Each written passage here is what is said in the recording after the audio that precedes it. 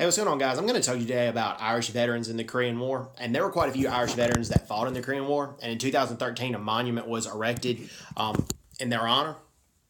But most of the Irish veterans in the Korean War fought in the UK Army. They fought in the 8th King's Royal Irish Hussars or the Royal or Ulster Rifles, usually. Not all of them, but most of them did. Now, there is an Irish veteran, Michael Kelly, who fought in with the U.S. 8th Cavalry, and he said the North Korean and the Chinese soldiers were a vicious enemy. He said they were very brutal. He said as far as he was concerned, they did not regard life.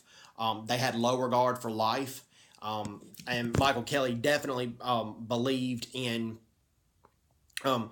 coming to the Korean War, and most of the Irish veterans that returned to Korea in 2013, they believed the same thing. They were glad to see South Korea develop. They were glad to see it being a first world country, and they were happy to help South Korea become prosperous. All right. The BBC did an article about Irish veterans in the Korean War back in 2013. There was a guy. The guy named Anthony Thorpe, and he was Irish, and he was living in England at the time, and he joined the British Army while he was living in England, and he fought with the Royal Ulster Rifles, and one of his comrades, one of the men he served with, stepped on a mine, had his legs blown off, and he helped carry him to safety. That's how brave of a veteran Mr. Thorpe was.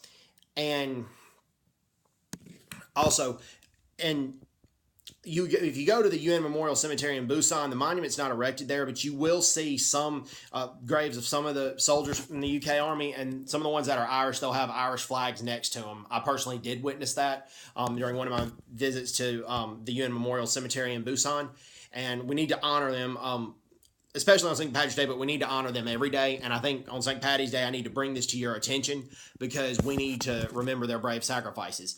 But in addition to soldiers, there were 8 Irish men and women of God that died. And what I mean by that is there were 7 Columban priests that died, that were killed by North Koreans, and 1 Anglican nun. And they are on that monument as well. The monument that's dedicated to the Irish soldiers, they are put on the monument as well because they had to face a lot of North Korean tyranny and oppression, and basically they were killed for spreading the gospel and killed for the sake of their religion, which shouldn't have happened.